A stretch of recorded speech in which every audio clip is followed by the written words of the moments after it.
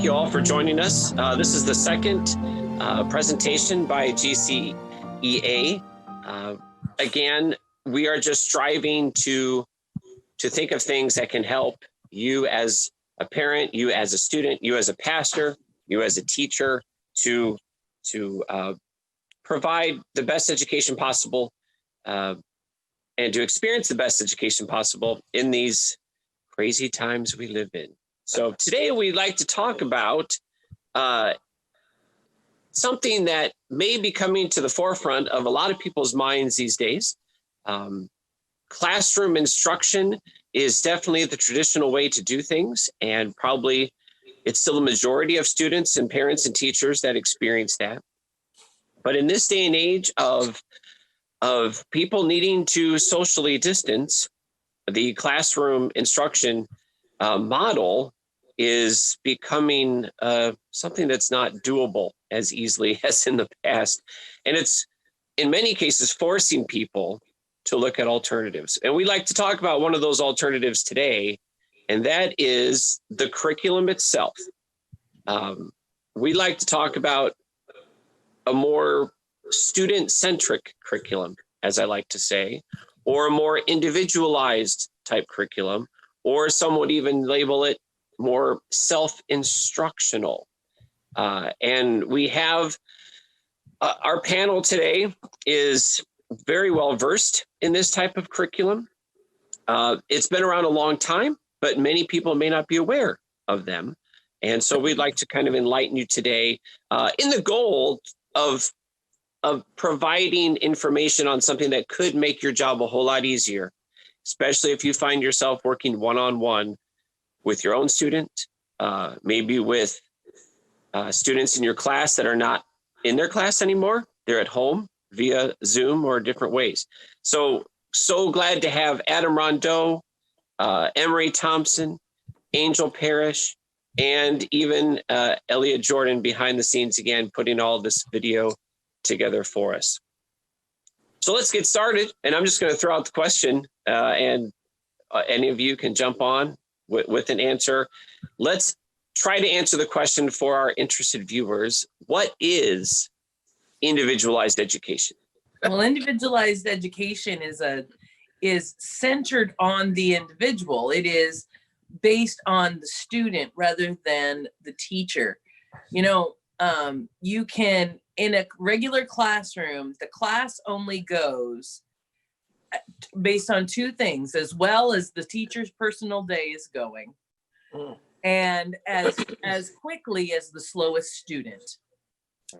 And so what you end up with is some children that are left behind, some children that are bored, and lessons, individual lessons that are at the whim of whether or not the teacher's having a good day or if there's a sub. And so we miss that day in class. Kids out sick, they miss that day in class. And in individualized education, a lesson is never missed because it's not based on the student. I mean, it's not based on the teacher. It is based on the student. And so the student never misses a lesson. He never gets passed up because he only progresses as he is learning. That's my definition. Well, in that, wouldn't learning be the constant? In other words, what you're wanting in this individualized curriculum is for the student to always, be learning, be grasping another concept, and that can happen at different rates of speed, correctly, depending on the student. Yeah, absolutely. And the importance of demonstrating in this individualized process is the idea is that learning is the determinant factor for moving forward, not the group. It's not a herd mentality, right? You're not just keeping up with the rest of everybody. You're actually keeping up with yourself. Now, in some cases, that means that a student might need more time to actually thoroughly understand and master or show competency in a concept. So they get the time that they need in the individualized program. And there are those students who can excel. And many times they're held back because everybody else is going at this rate. And so I know this idea of individual, in my opinion, I went to a school that utilized individualization, self-instructional curriculum. I've been working in schools that do that for 22 years now. And so I think this is the way to go. I think that, 20 some odd years ago, I was in today already, because this is where the world is at. You can't, if you're at home with this Zoom stuff, man, it's just not going to work. And so you've got to have the ability to actually meet the need of the student. All the time, I have students come to me with IEPs, individualized education plans.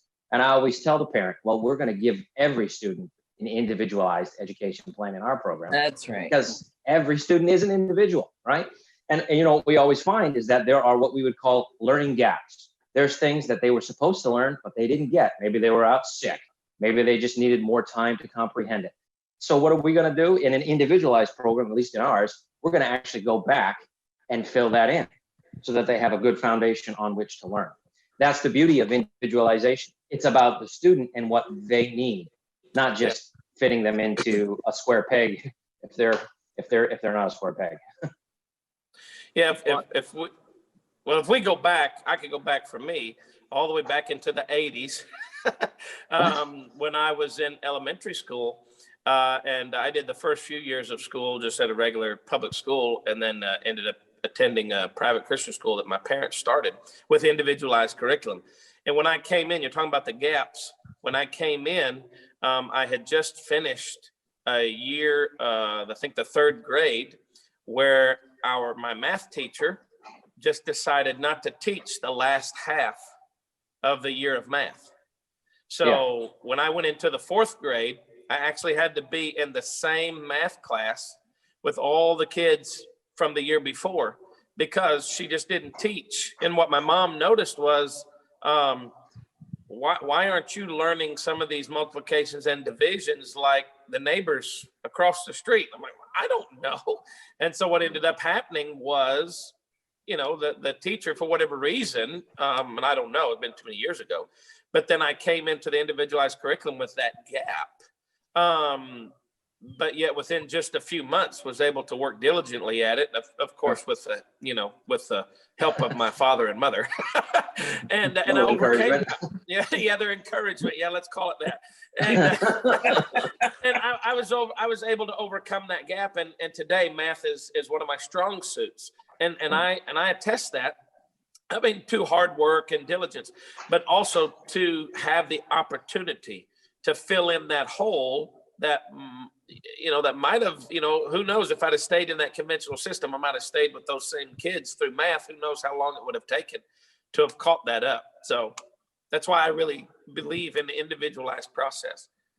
Can you imagine the amount of gaps that the pandemic has caused? A whole entire quarter of last school year was lost for millions of children. Can you imagine the amount of gaps? Well, how do you address that? You go with an individualized self-instructional curriculum approach.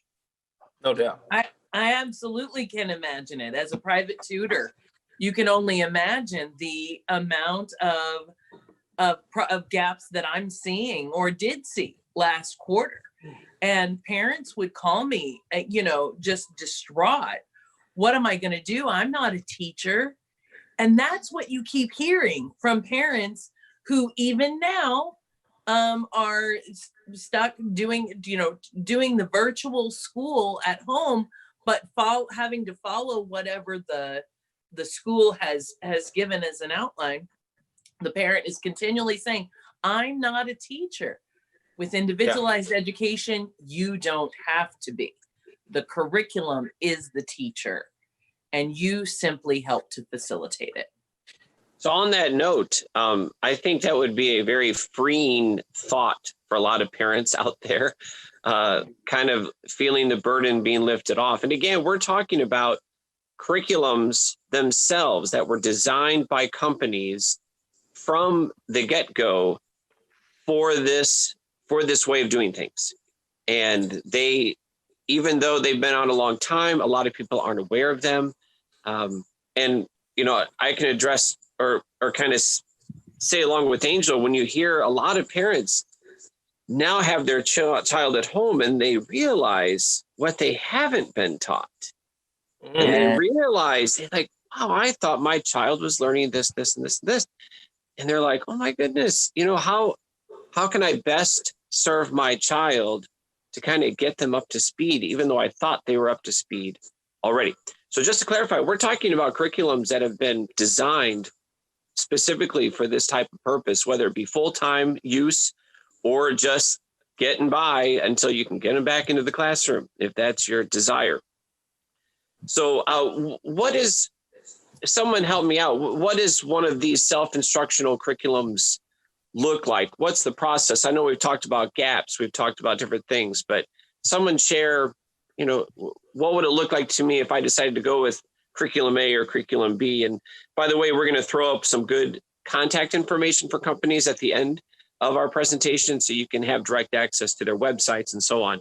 But what does it look like if I decided to go with an individualized self-instructional curriculum for my child? Well, Go ahead. Okay, I always kind of look at it like this. Your child will have a textbook for math, big, thick textbook. So, and then the teacher teaches out of that textbook.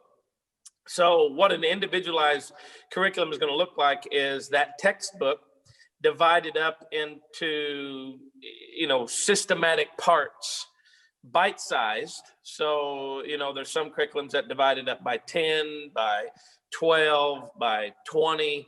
You're going to end up with smaller bits and pieces, say chapters of a textbook that's going to include the instruction inside. So you're going to have instructions on one page, or you may have a video link to go and look at an instruction. Online, you're going to have that instruction, and then you're basically going to practice, the term drill and practice. You're going to practice then, working out that problem. In other words, if I had a chalkboard back here and I'm writing, okay, 1 + 1 = 2. Here's how we get to that. That instruction is either written out, it's either a video of some sort, and then that instruction, and then the parent or the teacher is going to have a procedure, a type of manual or something that's going to explain how you help your child, your student, through these bite-sized pieces of that textbook. So it's mainly you took a textbook and you just kind of chopped it up into 8 or 10 different parts, and then they would learn each of those as they move forward. If that's not too confusing, I don't know. That makes sense. And before we get to that aspect of it, how would we know where to start the student? Do these curriculums have some sort of way of kind of telling you what they know and what they don't know? Angel, maybe you could address that. Yeah, that's what I was, one of the things that I love the most about individualized curriculum is the fact that you don't take the child's age and just drop them in at this arbitrary place. Right. And say, this is there, my kid's in 4th grade, my kid is this old, whatever, 12. So I'm going to put him in 6th grade or whatever. And you just drop them in, because where the child may be mentally, they may be a math person. They're able to handle 6th or even 7th grade math, but maybe their reading is a little bit behind and they might only be on a 5th grade level. And so individualized curriculum doesn't just pick an age or a grade and say, here we go. What we're going to do is just like a lot of times we call it a diagnosis, and it sounds like you're sick, but it's a way of estimating or evaluating where the child is at this point in their educational career, and finding out, what do they know? What are the things that they missed in class, whether it wasn't covered, whether they were sick that day, or they just never mastered the skill before the class moved on. So maybe they didn't get their multiplication tables, or maybe they didn't understand the idea of positive and negative numbers, or they don't understand the idea of a preposition versus a noun. So what we're going to do, or what an individualized curriculum is going to do, is going to evaluate that in a diagnosis where they take a short test just to find out, what do you know? And this isn't a pass or fail test. It's just a test to find out, what is it that the kid knows? And when we find that out, then we are able to say, here is where the student can perform. This is where it's not too advanced for them. This is starting at what they, and ending with what they know, and starting off with things that they don't know, but it's at a level that they will feel confident and be able to succeed. And with the bite-size form of the curriculum that Emory said, how it's all broken up into, like, you take a whole year's textbook and you break it up into 10, 12, 15 sections, doesn't that diagnosis or evaluation allow you then to then pick and choose? Let's say there are concepts or things this child proves they don't know, and they really should know that before going further. You can take one bite-sized chunk of this curriculum and very formally review that information, right? Yeah. Many times you can maybe just find a video online to say, hey, let's remember how to divide fractions. But a lot of times these types of curriculums are designed where you could buy one, $5 chapter of material to cover those concepts to get them quickly up to speed. So we've said how the curriculum's designed. We've comforted parents to say, hey, these curriculums will actually help you decide what they know and what they don't know. So you don't have a struggling student. You won't have a student who's bored because they already know what's in their supposed grade level. So what happens though when they start doing the curriculum? Is there like how do I know they're learning it as a parent or a teacher? Or is there a semester end test? Is there a year end test? Adam, maybe you could address that. In these curriculums, what do you find is a pretty common idea that they use to kind of help you know how they're doing as they go through the curriculum? That's a great question. A good curriculum is built on a solid scope and sequence. So I would always encourage a parent, check out the scope and sequence of the curriculum, and most of the publishers will make that available. And in where I'm at in the state of Massachusetts, our public school system has something called the MCAS. And that's a test that if the students must pass, they must get a minimum grade in order to graduate from high school. It's one test that they take in 10th grade. And then if they pass that test, they qualify to graduate if they stick around until 12th grade.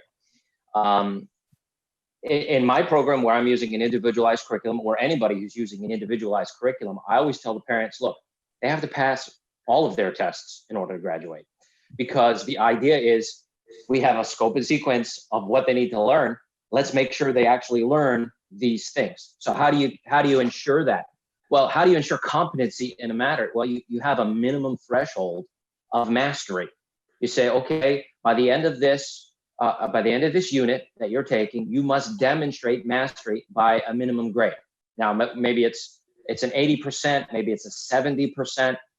Most people don't go for 60%, but you must say that, you have to demonstrate that you actually know the content of this unit that you've just studied by getting that. Now, if you don't, then let's not move on. What's the point? What's the point of moving on to something new if you haven't actually comprehended and can't demonstrate competency in this area? So go back and review. Either redo the unit or review parts of it until you can actually demonstrate through a test, specifically through a test, or however you're weighting parts of that unit to make sure that you have that minimum threshold that ensures the learning before moving on to the next. And how often does that usually happen, Adam? Oh, 3 to 4 weeks. 3 to 4 weeks, I would say, as a max. Because so you're not waiting till the end of a grading period or a semester to find out, oh my goodness, my child doesn't know that. Right. Every 2, 3, 4 weeks in each subject, you're actually discovering and being able to address issues at that point throughout the whole year. Right. And one of the beauties of many of these self-instructional curriculum is that there is a lot of immediate feedback, even on individual lessons and units, because most of the time it's not that the teacher has to give me your paper, let's score it. If it's on a computer system, it's usually automatically scored. So you have an immediate understanding of how well the student understands how to work problems based on this lesson, or it's self-scoring and you still get the same idea because it gives an immediate feedback, not just at the end of the unit when you take a test, but also on a daily basis with the scoring process that most of these self-instructional curriculums utilize. And that frees up the teacher or parent as well to not end up with this stack of work that is waiting to be scored that's reliant on them. Again, with self-instruction, because it's being scored as they go, and the student is doing the scoring and the computer is doing the scoring, then the teacher isn't left with this huge stack of work, or the parent isn't. Yeah, it's being done as you go. How is this individualized approach that it has to become more, people have to become more aware of it because of our times? How do we think it's going to affect schools, students, outcomes? One thing I'd like to say, one of my pet peeves actually, and people may think this is kind of way out of the box, but someone mentioned the pass-fail idea. Once I was introduced to a curriculum like this, the whole idea of the terms pass and fail seem to stick out as, what in the world are we doing to the mindset of our children?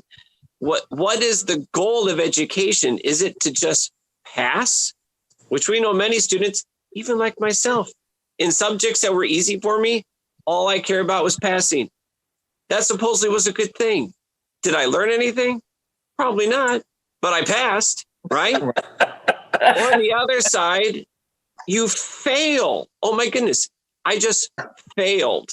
What is that telling your student, either consciously or subconsciously? So one of the beauties of this individualized self-instructional curriculum that I've always liked is you no longer use pass-fail. You simply are, your goal is simply mastery of some to some level of concepts being presented. So if they take a test in 3 weeks on this math concept or math concepts, and they don't reach a threshold, did they fail? No. They just have not proven that they know that subject or subjects sufficient enough to move on. So that allows them to now readdress those concepts, learn them, master them to some degree before they can move on.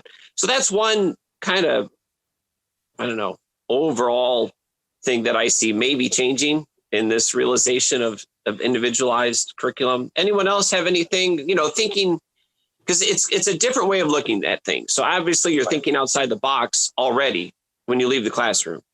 So anyone else have any ideas of how it could change things? We talk about this thinking outside the box, but it's only because we're talking about education. So all of us here on the panel today, and then anybody that will view this, I challenge to ask this question. With your own children, did you alter any methodology or any ideology from the first child to the second child, from the second child to the third child, fourth child, and so on? And the answer is going to be systematically 100% yes. So individualization is not a new concept. It's only because we're talking about education. And the reason is because, you want to go all the way back to Horace Mann when he came up with the idea of this open concept, group all these kids together by age and shove them into these channels. Then we altered our philosophy of education. That, I'm going to use a term familiar to all of us. You go back to the one-room schoolhouse. My father's 85 years old. That's where he learned. He sat in a one-room schoolhouse in Oklahoma, out in the country, and he learned to read right alongside a boy that graduated at the same time. Why? Because everything was individualized. So if we approach our children's nature, their chemistry, their attitudes, their personalities, all as an individual, in other words, we have some rules that are the same. That would be the mastery. That level, you've got to achieve a level for everyone to know that you've mastered or you understand the concept well enough, you can move on to the next level. Right. So that's going to be a constant. But how we approach that child, their education, is the same in which we as parents have approached our children in raising them. I have a son, I have a daughter. I raised them with some regular standards. They had to achieve these things, to be turned loose on America. But yet how I approach them is different because of how they learn, how they respond, all of those things. So although I agree, it's a new concept in education.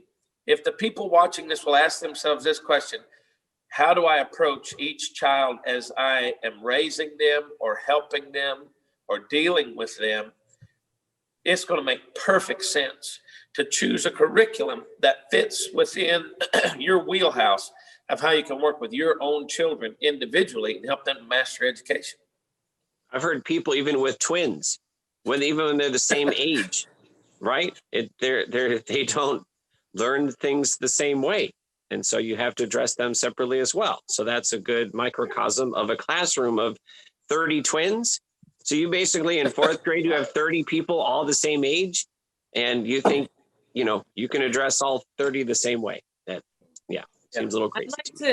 I'd like to address Adam's referenced the IEP, and students who have an IEP, parents who have students with an IEP. There's a stigma that goes along with that, of this this idea of my child doesn't do such and such very well. They have dyslexia, they have dysgraphia, they have ADHD, they're autistic, they have Asperger's. And so what the more and more educators have found that, we need this plan, this individualized plan. And it gives a stigma to the child. I have to have this accommodation to me because I can't do such and such. And when you introduce an individualized education, suddenly everybody's on the same level, because we all just go to school together. We're not in the same class. We're operating at our own level. And suddenly the child feels very empowered. The parent feels very empowered, because it doesn't matter what the rest of the class is doing. What matters is that my child is succeeding. I personally, as a student, am succeeding in class, and I'm no longer being measured against everyone else. And where education has seen this need of introducing, as Emory pointed out, it's not introducing it at all, but incorporating the individualized process, these curriculums already have it built in. And so what IEP is one more, in a traditional classroom, IEP is one more thing the teacher's got to figure out how to do. In an individualized setting, the curriculum does it, and the student is already set up for success. Well, I love it reminds me of a quote from one of my favorite cartoon movies, The Incredibles, when he says, when everyone's a super, then no one is. And in this case, everyone has an IEP, so no one has one, because it's all everyone has an IEP, right? In this individualized approach. So that stigma just goes away. Yeah. So anyone else have anything to add before we wrap this up? I think this has been very informative. Like I said, Elliot's going to pop up contact information, websites, phone numbers of curriculum companies that have been doing this for years. They not only produce curriculum, but they also provide all kinds of help and assistance in this day and age. So anyone else have anything to add before we? Well, it's important, as the younger children are going to need the opportunity for basic hand-eye coordination. They need to write. They need to learn letter formation, and pushing a button on a computer is not the same as forming a letter. Forming the letter is going to assist in phonics, in spelling, and all of that thing. So a lot of your computer-based curriculums aren't necessarily going to offer much in the way of computer-based learning until maybe around third grade. or fourth grade, just because the student needs that.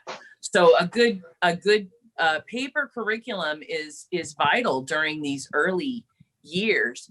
But even as the student gets older, then you can find out whether or not the student learns better with paper curriculum. Some students need that tactile interface.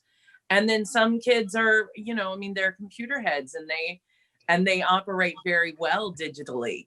And so especially in today's world. And so, but I think it's important to realize that there is more than one type of curriculum that's individualized. And the digital curriculum many times does take a lot of the burden off the parent with automatic scoring. Right. That also benefits the student a lot of times because it's a question by question scoring. It's not like I just did 20 long division problems and I just had my mom grade it and I did the same thing wrong every time. Right. With the digital curriculum, many times they can know they were doing something wrong with question 1 and address the issue there. So there's benefits to both sides there. Very much. But I would encourage parents to realize that most digital that I know of, and that will flash up on the screen later, has a paper side to it as well. Maybe not to coincide with it per subject, but at the very least, if you're worried about screen time, if you're worried about too much time on the computer, you could do some subjects in the digital arena. Remember, we're individualized. So you're not just doing one size fits all.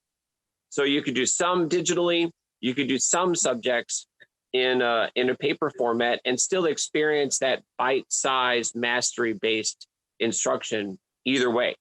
So that there is that flexibility. And I would encourage parents and teachers to ask companies about those types of flexible ways of doing it. Yeah, and I would also say that one other key question that parents should ask, whatever curriculum they're using, is it biblical? Does it promote a biblical worldview? Because there are secular self-instructional curriculums. But I would encourage parents, look for the ones that are Christian, Bible-based, and that will promote a biblical worldview, creation-based for their science, that are going to promote a good godly understanding of history, etc. So I would keep that as foundational even in any search. For so many parents, this is a chance to do that. So many of us just send our kids to school hoping they get the good stuff. And now a lot of times we're realizing that, wow, I have a choice. I can choose something differently based on my values. And it's out there. And it's an eye opener to a lot of us.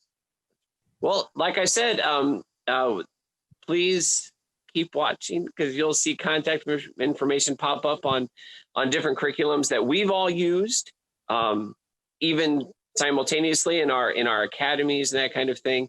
And I would strongly encourage you to contact these companies and then also comment to us if you have any questions on if you start seeing these companies and you have questions regarding them. We may be able to help help you understand which may be best for your child. What may be best for your situation as a teacher, maybe in this online world that we're being thrust into, really even in education. So thank you all for joining us today, and may God bless you, and may you have a great day.